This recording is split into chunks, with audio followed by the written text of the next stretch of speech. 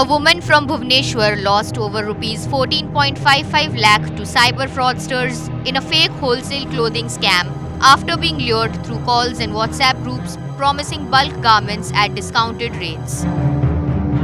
The victim found the suppliers through Just Dial and was persuaded to use a so-called garment app offering 50% discounts. Despite transferring large sums, she received no goods.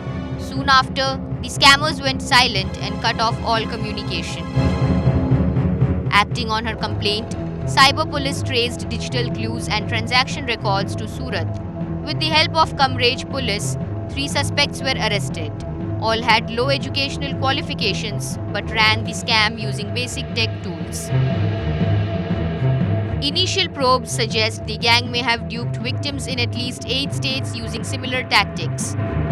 Authorities are scanning bank records and phone logs for more leads and have not ruled out further arrests.